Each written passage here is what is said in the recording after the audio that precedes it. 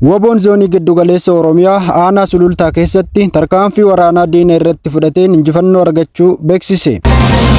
Zooniidhuma kanatti waboon ogeeyyii fayyaa yeroo dheeraaf leenjisaa ture xumursiisuun eebbisee gara hojii isaanii itti aanutti bobbaasuu gabaase. Harri eebila 28/2026 ashamaa akkam jirtu kabajamtoota dhaggeeffattoota keenya kun sagalee qeerroo bilisummaa Oromooti. Hanga dhuma sagantaa keenyaatti nu waliin turaan affeerraa keenya.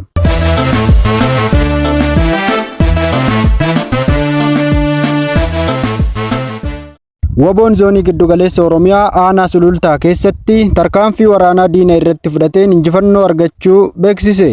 Akka odeeffannoon qondaalota waboo zoonichaa irraa argame ibsutti tarkaanfiin kun kaampii 2 bakka Barreessaa fi Gumbichuu jedhamuun beekamu keessatti har'a eebila 28/2026 loltoota mootummaa PP irratti xiyyeeffachuun raawwatame. Tarkaanfiin kun yeroo gabaabaa keessatti milkaa'inaan xumuramuu fi miidhaa cimaan humnoota mootummaa irratti qaqqabsiifamuun ibsameera. Haal kanaan loltoonni mootummaa hedduun du'a fi madoon kan adabaman yommuu ta'u, gariin immoo baqachuun gargar faffaca'anii gara magaalaa Kanteerii fa'aatti miliquun isaanii himame.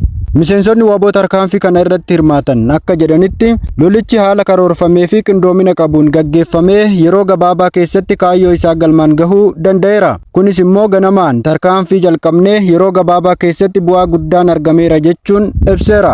Akka odeeffannoo kanaatti tarkaanfiin kun meeshaaleen waraanaa akka qawwee, keemmii, hidhannoo fi rasaasota hedduu waliin loltoota mootummaa irraa booji'amuun humni mootummaa bakka sana ture garaagarummaa guddaan akka miidhame ifoome. Gama biraatiin jiraattonni aanaa sulultaa fi naannolee ollaa jiran sagalee isaanii kennaniin dhukaasa cimaa fi sochiin waraanaa yeroo sana ture sodaachisaa akka ta'e ibsaniiru. Waraanni bilisummaa Oromoo zoonii giddugala Oromiyaa gama isaatiin tarkaanfiin akkasii mootummaa irratti fudhatamu itti fufiinsa qabaachuu akka danda'u ibsuun gara fuulduraatti hojii isaa cimsee akka itti fufu ifoomseera. Itti dabaluunis uummata Oromoo irraa deeggarsa argachaa jiraachuu fi hojii isaa gara fuulduraatti jabinaan babal'isuuf kutannoo qabaachuu ibseera. Waboon zoonii giddu galeessa Oromiyaa ogeeyyii fayyaa yeroo dheeraaf leenjisaa ture xumursiisuun eebbisiisee gara hojii isaanii itti aanutti bobbaasuu gabaase.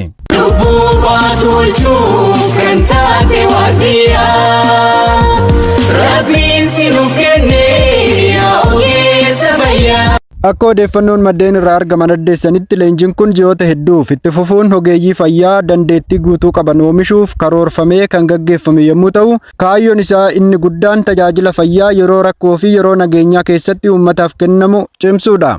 Ogeeyyiin leenjii kana xumuran kunneen damee fayyaa adda addaa kanneen akka gargaarsa ariifachiisaa, yaala madaa, to'annoo dhibee fi tajaajila eegumsa fayyaa bu'uuraa irratti ogummaa gahaa horatanii eebbifamaniiru.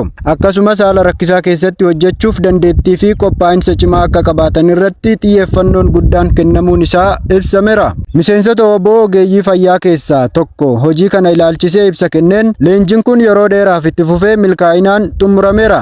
Ogeeyyiin keenya har'a eebbifaman kunneen dirqama isaanii itti aanuun tajaajila fayyaa kennuu fi lubbuu lammiilee baraaruuf bobba'u jechuun ibsaniiru. Haala kanaan bakka adda addaa keessatti ramadamuun uummataaf tajaajila fayyaa kennuuf qophaa'anii akka jiran himameera. Kunis naannolee tajaajilli fayyaa itti hanqate keessatti gahee guddaa akka taphatan ni eegama. Gama biraatiin jiraattonni naannoo fi uummanni Oromoo ogeeyyiin kunneen hojii isaanii milkaa'inaan xumuruu isaaniitti gammaduu ibsuun hojii isaanii keessatti milkaa'ina akka argatanis hawwii qaban ibsan. Namoonni hedduun tajaajilli fayyaa akkasii haala yeroo ammaa keessatti murteessaa ta'uu himuun hojii ogeeyyii kanaa akka deeggaran waadaa seenaniiru. Hoogganni waboo zoonii giddugala Oromiyaa sagantaa eebba ogeeyyii fayyaa kana ilaalchisuun akka jedhanitti hojii leenjii akkanaa gara fuulduraattis cimsinee itti fufuuf karoora qabaachuun ogeeyyii fayyaa damee adda addaa oomishuun uummataaf tajaajila guutuu kennuuf tattaaffii keenya itti fufna jedhaniiru. Injifannoon uummata Oromoof. Kabajamtoota dhaggeeffattoota keenya oduun har'aaf qabnu kanuma waan nu dhaggeeffattaniif guddoo galatoomaa jechaa hanga qophii birootiin walitti deebinutti turtii gaarii qabaadhaa.